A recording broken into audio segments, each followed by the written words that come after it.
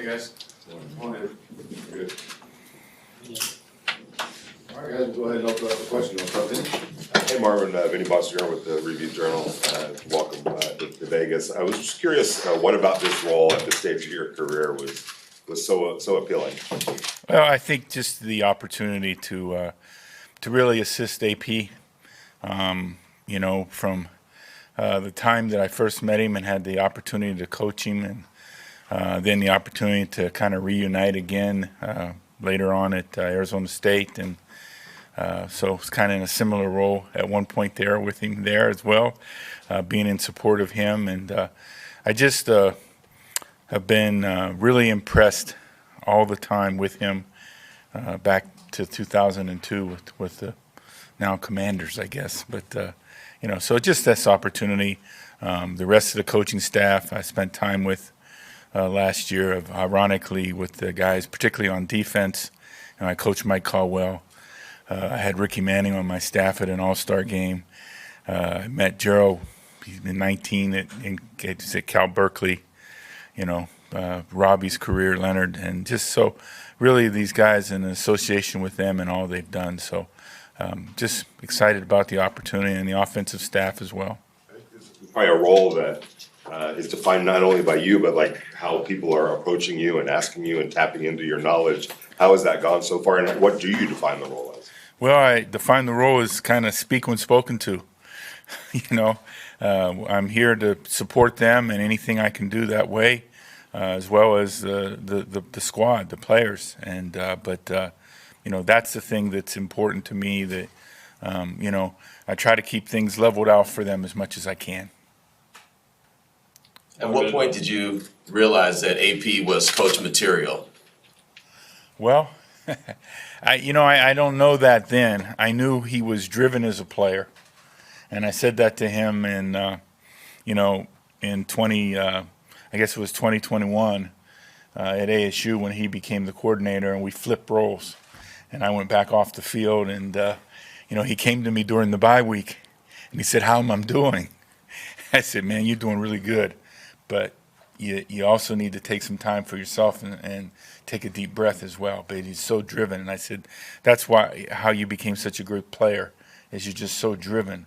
And he also, I think based on how things happen in the fall and so forth, once he took over and reaching out to Coach Coughlin, reaching out to myself, and the people that he had come in and be around, and just so he could bounce ideas off of. He's not, stuck on himself that way. He wants to hear other people's point of views and so forth that way, and that's good. But he has a great direction himself, as a leader. He takes responsibility for providing the direction and reinforcing it each and every day. Hey, Coach, it's Tashawn Reed from The Athletic. I know when you first became a head coach, you were roughly around the same age as AP, and so kind of some of the first that he's going through and learning process that he's within now. How beneficial do you think it is to him to have somebody that's kind of going through a similar journey in that sense? Well, I hope it is. I think I benefited from having the opportunity to work for two guys who became head coaches for the first time, Brian Billick and Bill Cowher. And then and Coach Spurrier, who had been a head coach, but the first time in the National Football League. So I think those were helpful to me when I got the opportunity to become a head coach. And so it was really, and hopefully I can help benefit AP as well that way. Did you envision or seek eventually getting back in a role like this, or is this all just kind of come organically because of AP? It came pretty organically. But, I'm excited about it. I had a couple other people inquire at times about my interest in doing something similar. And, the proximity to where I've made my permanent home also helped. The fact that, it's not very far away from Scottsdale. So that's the good thing. And my three grandsons that I miss. There's another young coach on the staff who I think has head coach possibilities, and that's Patrick Graham, the defensive coordinator. How's it been working with Patrick? It's been a real pleasure. I didn't know Pat. I knew of Pat prior to last fall, And but my opportunity to be around and with him in December and January and through this whole process has just been awesome. And anybody that asks me, I'm very supportive of him becoming a head coach, hopefully in this next cycle. I think he's deserving, both from ability, knowledge, his ability to handle the players and so forth. I really am impressed each and every day. And, so I'm trying to also be helpful to him as he goes forward with this process as well. Coach, Levi Edwards from Raiders.com. Even from the Commanders to Arizona State, now Arizona State to the Raiders, what would you classify as AP's biggest area of improvement from those 3 steps? I don't know that I can put my finger on a biggest area of improvement. I think the biggest thing that I think where he has really done a nice job is understanding the pulse of the football team. And I think he did that at ASU when I was with him. He would come to me and he said, when I was supposedly the defensive coordinator and he was the linebacker coach assisting me, he said, I think the guys need to run today defense needs to run today after practice. I said, okay, just, make sure we don't kill him. and I think that was evident to me at the end of the fall last year. And I think it's been evident through this process now, how we began the OTA process and so forth, how well he's really conscious of the physical condition of the players and making sure we get all of our right guys to the gate. And I think that's really important as a head coach in the NFL. There's a degree of schematics, a degree of toughness, conditioning, and all those things we're trying to get to. But the key element is when September, whatever date that is, rolls around, we got all the right guys out there, suited up, as many of them as we can. And I think that's really important. And I think he has a great sense of that. Coach, what have you thought about his vision in building this team and implementing what he wants to see out of this group thus far? I think he's really done a really good job. I think with him, Mr. Davis, and the things that he has said to AP and what he wants, what he knows the Raiders to be, what a Raider is, and I think along with Tom, they've done a nice job of really setting the footprint, the blueprint of that, and trying to make sure we work really hard to put people within those parameters. Coach, that goes back to culture. And, AP's talked a lot about culture. When you were in Cincinnati, you had to do a lot of changing of the culture. How do you go about doing that? And how does he achieve that? It looks like that's what he's doing here. I think the first part of that is getting the right people in that locker room with you, alongside you. And that was the one thing I thought was really evident here last season, is the best players worked extremely hard on the field. And that's contagious. And that builds from the bottom up, and that's what you need. You need your leadership to be out there on the field, because we can't go out there in the huddle with them. And I think that was the same thing true, is bringing the right kind of people in and so forth as you continue to build the roster and build the football team. But there's already a great nucleus here, and we're able to continue to build upon that because these guys that are here are really driven that way, and there's a lot of energy that way. Hey Coach, Alex Eshelman with Channel 13. Sorry, I'm a ways back here from you, but I know it's early on. What excites you most about this year's group that you've seen so far? I think a lot of the things we're talked about offensively is working hard to be more explosive on offense.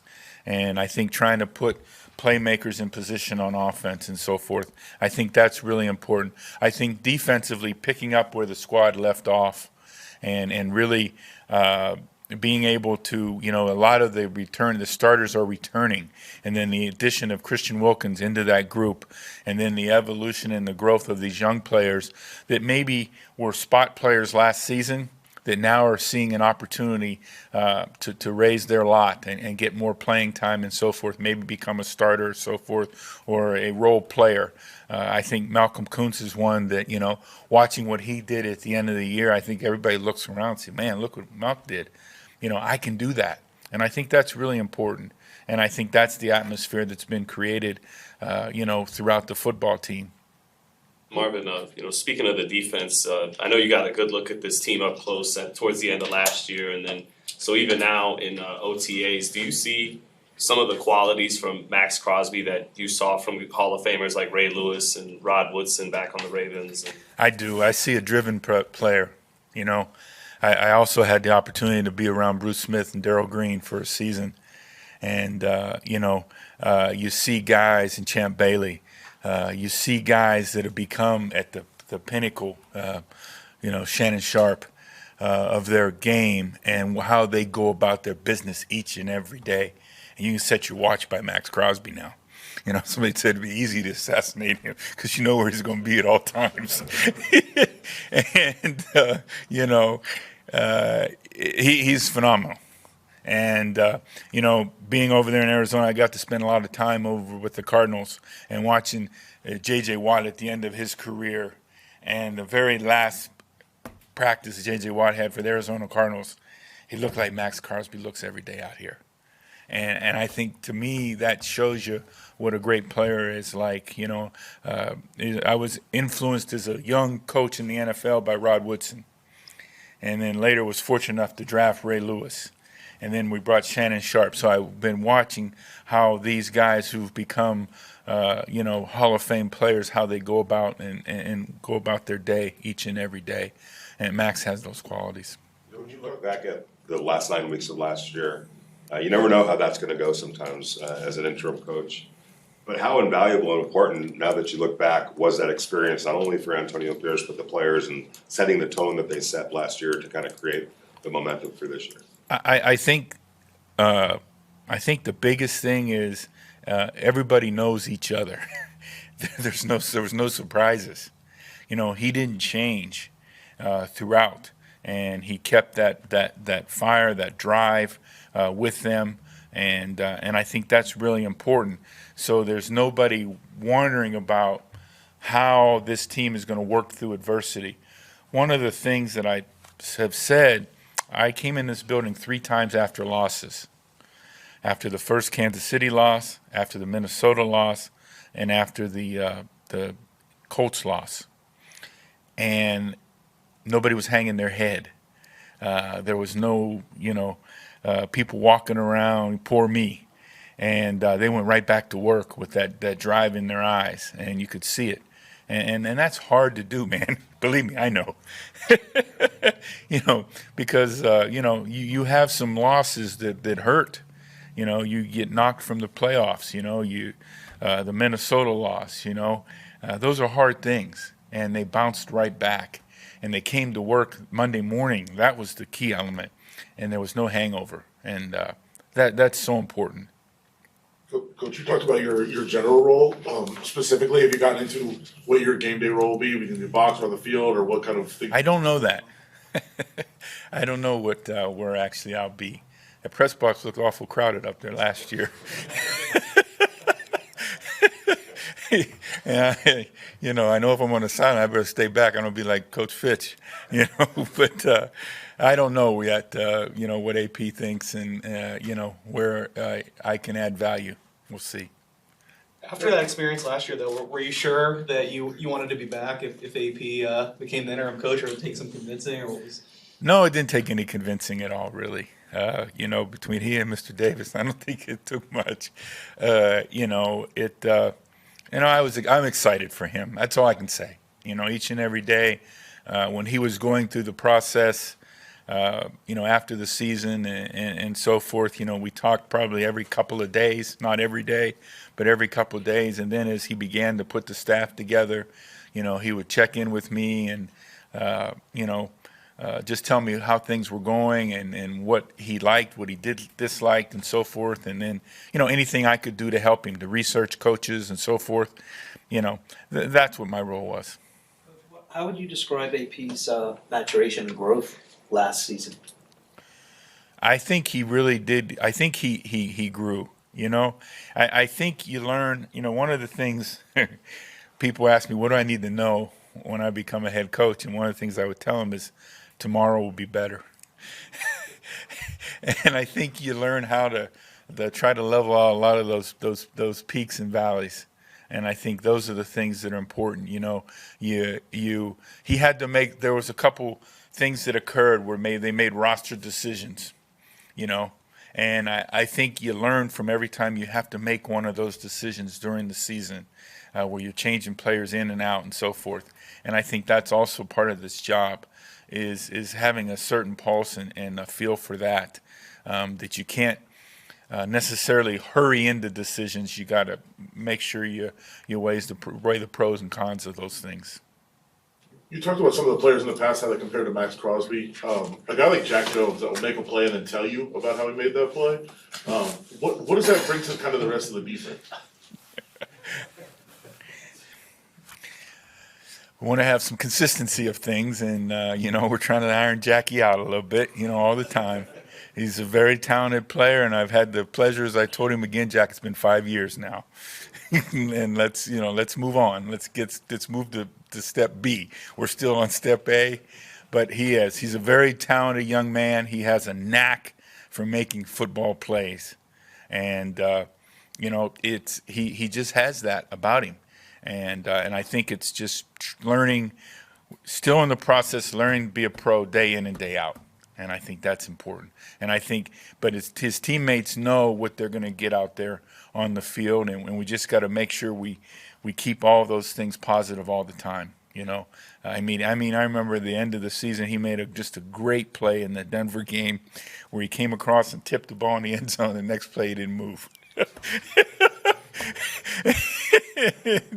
And that's the thing. It's this is a tough. You play it. That's a position. It's the toughest position on the field. You got to cover a guy that you can't touch. He knows where he's going, and you can't touch him. Other than that, it's easy. You guys all set? All right, thank you, Coach. Thank you. Thank you. You're welcome.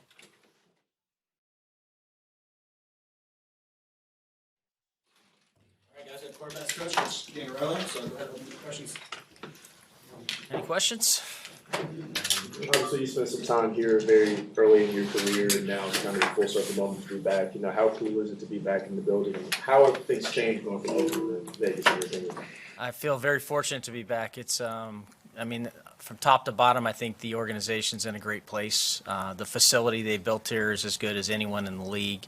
The town, the city, living here, it's just, I've been in Vegas now for a little over a year, actually, but just the people behind you can feel the vibe. The community's always rallying around it, and I just feel like the where we're at and where we're headed, and the leadership and all that together. Just the overall mentality of everyone involved. I think it's in a good spot and a healthy spot, and has a chance to be really special.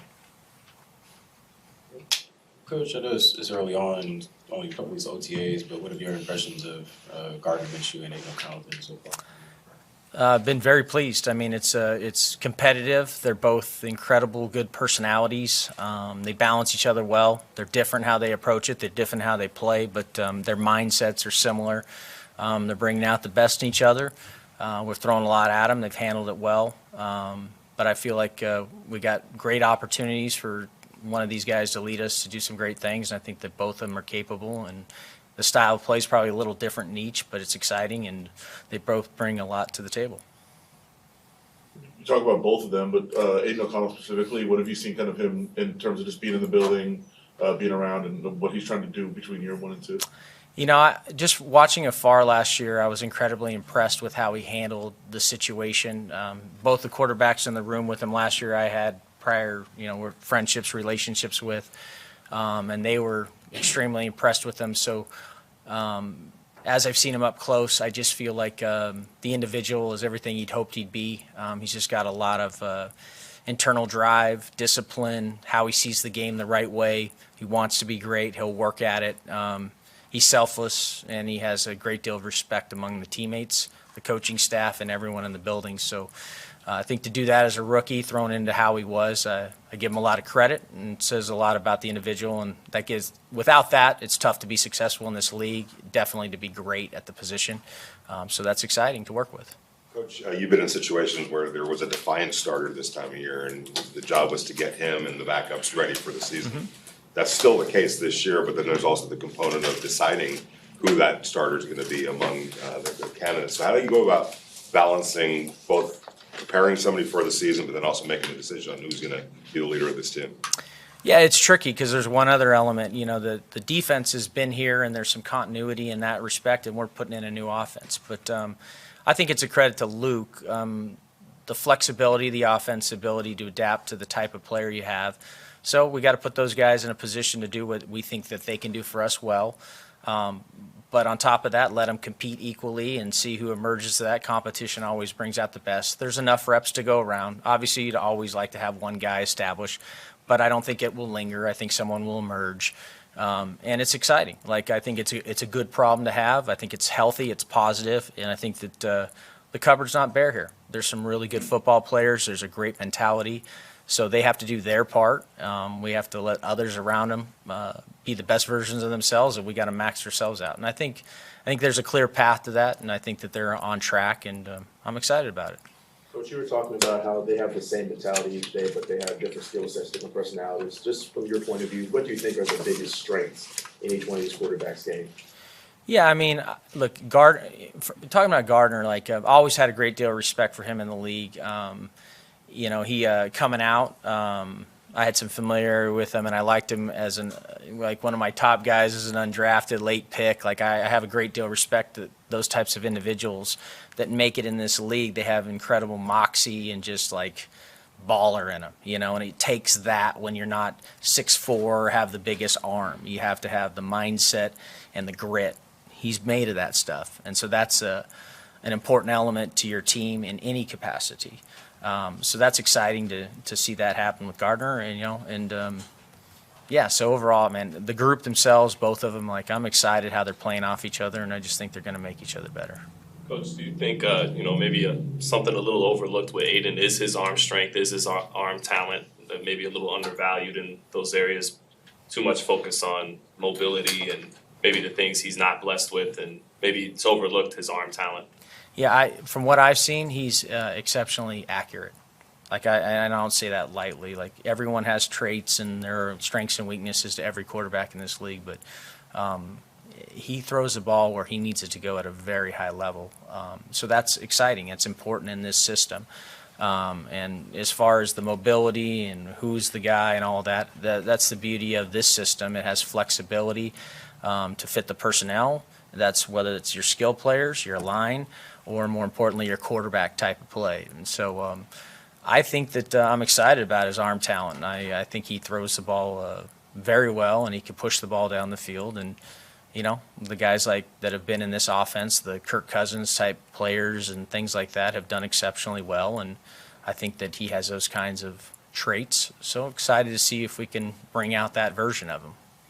The thing he did so well down the stretch, I think, according to most people, is protect the football and take care of it, which is obviously a main job for a quarterback. But so much talk around this team has been trying to increase the explosives, get the ball downfield. How do you continue to protect the football, manage the game in that way, but also increase the explosive play? Well, it helps when, in my opinion, I love having great tight ends to do that. And I say that my experience and Luke's experience, we're kind of similar paths and beliefs. That's why I'm excited to work with him, being around him. I'd heard this from a lot of people in the league. He's one of the best minds I've been around.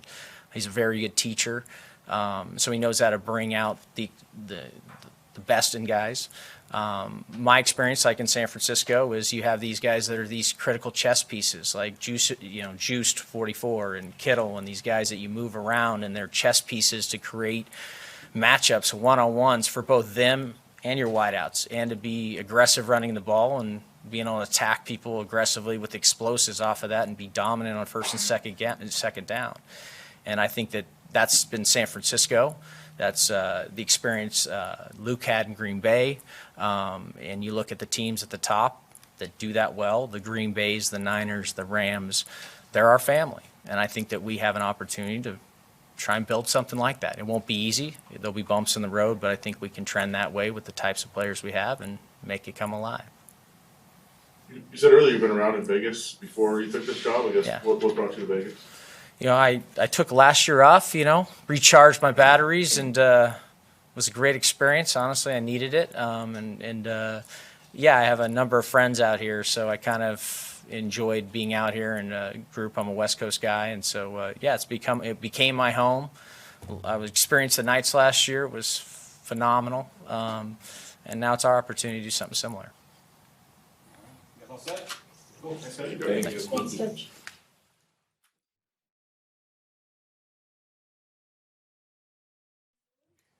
Hey guys, how you doing? Good. Luke, when you got here, Michael Mayer was on the roster. That stands for a lot right there, in and of itself. But then you add Brock Bowers to the mix, so I'm sure you're a pretty happy man right now. But how do you go about kind of marrying those two players together? Yeah, it's probably not the answer we give in the spring. A lot of that stuff will be determined on a game-by-game basis. The number one quality of great coaches is great players, and I'm very fortunate because I got some great players in our room, and being able to use the skill sets of both those guys because I think they match well off of each other, and really it's all the way down to 1 through 6. We got 6 great tight ends in our room, and they all have a versatile skill set.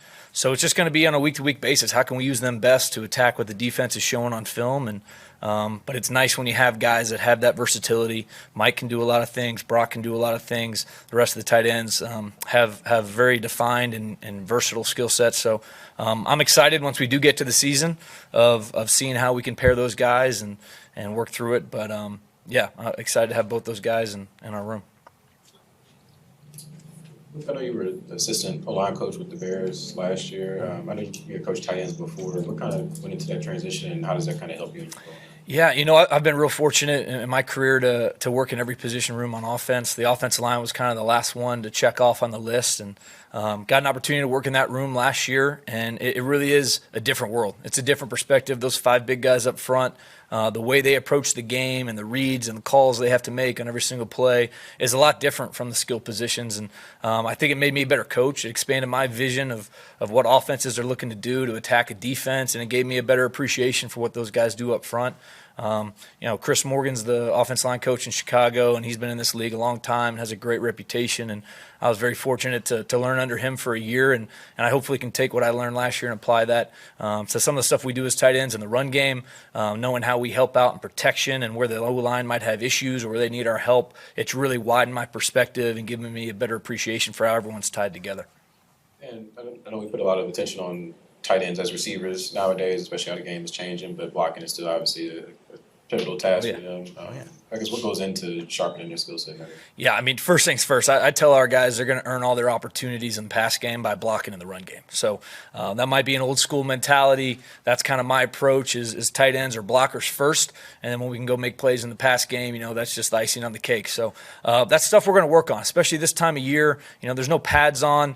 We're trying to take the physicality out of OTAs, and we don't want anyone getting hurt or having any big collisions on the field. So that's stuff we'll try to work in individual a lot, really fine-tuning our footwork, our hand placement, our pad level, and it's really things I got to emphasize as a coach in our individual periods this time of year before we're able to put the pads on in training camp and ramp up the physicality and actually block NFL players on the other side of the ball.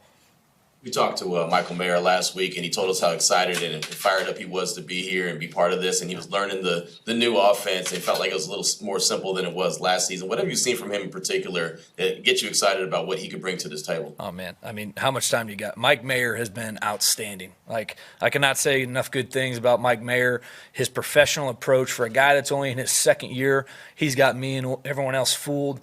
The leadership he's shown in the room, the energy he brings every day. He's an incredible teammate. He's encouraging his fellow teammates, his fellow tight ends, the entire offense. I can't say enough good things. He's been absolutely outstanding. I had really high expectations because of his reputation as a player and as a person before I got here, and he's exceeded all of those. If there's a fan club, I'm the president of the Mike Mayer fan club.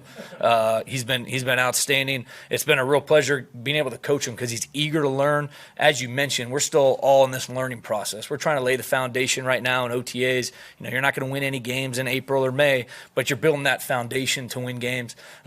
Mike's been outstanding. I'm happy to hear that he finds it simpler, and I don't know what previous offenses he's been in were like, but it's our job as coaches to make the complicated simple. So if it's feeling simple to him, hopefully that means us as a coaching staff are doing something right, but we're going to continue to build. Our installs are in the infancy stage right now. We're going to keep building on those, and there's a lot more of the playbook coming his way and coming all of our ways, but we got to get him processing all our guys. As faster they can process, the faster they can play, and I've already seen some of those steps being taken, so excited about the progress Mike's made and the entire tight end room.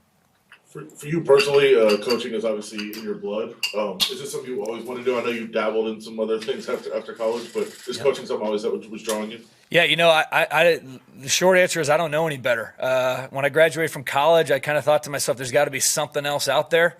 So I kind of dabbled in some stuff and took about a year and a half to see if there was anything out there that I had the same passion for and the same energy and enthusiasm for. And the answer was no.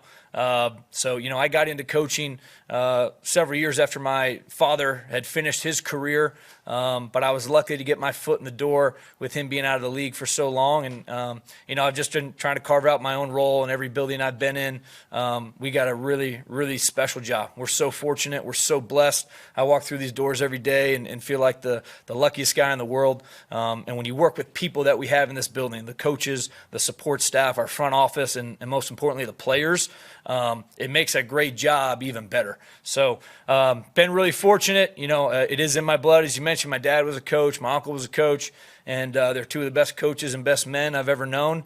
And, growing up, I used to say, if I got to live in his shadow, I'm going to enjoy the shade because it's a nice shade to enjoy. I've been very fortunate, and hopefully I can do this for as long as they'll have me around. I'm sure when you found your way back to coaching, you probably had a conversation with him. Yeah. I'm curious what his advice to you was in terms of, was he positive about it or was he trying to steer you away from it? How'd that come? No, absolutely. I mean, we both have the game of football to thank for a roof over our heads our entire lives. And since he started his career, the two messages he always passed along is, number one, there's no substitute for hard work. There's no cutting corners. There's no easy way. If there was, we'd all take it, and the ones that do usually end up failing. There's no substitute for hard work. And then the thing that he really imparted upon me was the relationships in this business. It's an intense job. We're very fortunate to do what we do, and there's a lot of people that do things out there in the world that are far more important than what we do. But it's an intense job. You go through the highs and the lows of a football season, and through those short time periods, you can build some pretty significant relationships with your fellow coaches, with your players, and that was always something I saw from him, having the players over to the house for a cookout, calling them on their birthdays, calling to congratulate them when they've had a child or whatever the case may be, and that's important to me, and that's what I told the players when I first got here. The two most important things to me, the only two reasons why I wanted to get into coaching, was to win a championship and build meaningful relationships. And I think I'm starting to do that with the tight ends in our room. And I hope they see me as someone they can come to with any issue, football or otherwise. And I'm really put a premium on those relationships because it's why I do this. It's why I love it. Coach, in terms of looking at Brock Bowers, for a rookie, he seems pretty polished from what I've seen on the field thus far, and obviously has some room to grow. What excites you most about working with a player like Brock so far? Yeah. Well, first and foremost, I have to say I'm surprised it took this long to get to Brock Bowers. I thought that was going to be like first 5 questions. Brock's he's a football player. He's obviously a very accomplished player, accomplished a lot at the collegiate level. He's made of the right stuff. He's tough. He's smart. He works hard. He comes in with the mentality of trying to get better and improve every single day. So when we drafted him, of course, as the tight ends coach, I was through the roof excited. But he's still a rookie, and he understands that. It's not a guy you had to bring in and explain to him, hey, everything you accomplished in college means nothing, okay, because he understands that. That's the approach he's taking every day. He's trying to define himself as a professional football player now, but obviously he's got a unique skill set. He's a very talented player, but what means the most to me are the intangibles he has. The toughness I talked about, the intelligence, the work ethic. He's just a pleasure to coach. I'm very fortunate to have him in our room. The role of tight end has obviously evolved a lot over the years, and especially with a guy like him who can play so many places. How does it change your job when you're teaching a tight end, a guy that can line up out wide, a slot receiver, a guy that can do so many different things? Sure. And it goes back to that versatility I was talking about. So, a lot of tight end rooms, you might not be spending time on certain routes in the pass game because you might not have guys with the skill set to go execute certain routes in our route tree. But he's certainly a guy, and he's definitely not the only one in our room that you can line up in the slot. You can line him out wide. You can use him in a variety of ways. And that's something we work through as a coaching staff. Where can we put our players in the best position to succeed? Right now, we're throwing a lot against the wall, and we're trying to figure out what sticks. So that's for Brock personally, but that's for us as an offense as a whole. That's what this part of the year is about. It's about installing your playbook, figuring out what we're good at, what we're not, what Brock's good at, what he's not, okay, and vice versa to all of our players. So really, once we get that figured out, we define a role for everybody. That's when you really start to take off. When you gauge the temperature in the tight end room between Brock and Michael, how much of it is the two competing for reps, but also realizing that we can be a dynamic duo together on the field? Oh, sure. And we're going to compete at everything we do, and that's within the room, that's within our teammates and other skill positions, and that's obviously against everyone in this league. And, going back, I mentioned this about Brock. Mike's no different, and it's the same for Zach Gentry and Harrison Bryant and Cole Fotheringham and John Schenker. They're all made of the right stuff. I mean, I'm so fortunate to have the guys that we have in our room because they work hard, they play hard, they're extremely intelligent, they're very talented. So those two guys, are they competing every day with each other? Absolutely. That's the expectation we have for them. But you wouldn't know that by watching how they interact. They're extremely encouraging of each other. I talked about Mike being a great teammate. That's something I preach in our room is we got to be the best teammates on the team. And I've seen that from all of our guys, encouraging, helping out. Brock's not saying a whole lot right now. He understands his role. He's a rookie. He's in the position of taking advice rather than giving it right now. But when he does see something, I think he's confident enough to speak up. And to watch the interaction between those two specifically and really the entire room has been really encouraging. Coach Alex Eshelman, Channel 13, you talked about growing up in a coaching family. What impresses you most about AP's leadership? And does it compare at all to what you were talking about, hard work, relationships, all of that? Oh, absolutely. I mean, he's another guy, like I said, how much time do we have? I didn't know AP prior to getting this job. We spent some time on the phone getting to know each other before I accepted the job and jumped at the opportunity. As soon as he offered, I didn't let him finish the sentence. I was all in. Can't say enough good things about him. Obviously, he's got a storied career as a player. He's an accomplished coach. His leadership, he's a leader of men, and I've heard him described that way by a number of people, but until you're in the building to see it firsthand, you probably don't truly appreciate it. But all of us, coaches, players, we're following his lead. He's the captain of this ship, and he's leading by example with his work ethic, with his attitude, with his approach, with his energy, and it's really been a blessing to work for him. Can't say enough good things about AP. Coach, when Devontae and Max were talking last week about trying to pick a starting five for a basketball team, they mentioned Cole Fotheringham, and I think a lot of people were surprised. Like, does he have that athleticism? Have you kind of seen that in him? Cole's a great athlete. I've never seen him on the basketball court. I know one thing about NFL players, they all think they're better at basketball than they actually are. But I've never seen Cole out there hooping, but I'll take him for their word. He's a great athlete. He's another guy, not to be repetitive, but the versatility. Like, I trust Cole in the run game. I trust him in the pass game. There's a lot of different things we do with tight ends, moving them around, putting them up in different parts of the formation, and he's really responded. He's had a great offseason so far, and his athletic ability is definitely shown up on the football field. As for the basketball court, you'll have to ask those other guys. I know you talked about how cool it is to work with AP, but what about having Marvin Lewis around, the guy who's kind of done everything in the league? What have you learned from him? What's that been like? Oh, sure. I mean, talk about a guy who's just filled with so much wisdom and has been in this league and has so much experience. A lot of times you get the opportunity to ask them questions, and a lot of times you get the opportunity just to sit back and observe and just to watch the way he carries himself, how he's helped out everyone on the coaching staff from AP all the way down. His presence in the building is definitely felt, and he's another guy whose reputation obviously precedes him. So when he walks into this building, everyone's kind of watching him and following his example to some extent, and when he opens his mouth to say something, we're all listening. So I've certainly learned a lot from Coach Lewis, and we're really grateful he's here. Coach, early on, obviously, but how has the tight end group and the QB group meshed so far? Yeah, I think it's gone really well. One thing I tell our tight ends is anything those guys in the red jerseys tell them trumps whatever I have to say. As long as they're on the same page with those guys, we're going to be all right at the end of the day. You can see those guys starting to build some camaraderie, the relationship in the pass game, quarterbacks explaining to our guys, the receivers, hey, here's what I'm expecting on this route or this pass concept. The tight ends and receivers communicating back to them, hey, here's the coverage look I saw. That communication is so critical. And at the end of the day, us coaches will never be out there taking a single snap. So whatever the quarterback sees, whatever the quarterback expects, okay, it's up to our other skilled players to be on the same page with him. And I think they're taking good strides towards building that relationship. All right, thanks guys. Great. Thank you guys. Appreciate it. Thank you.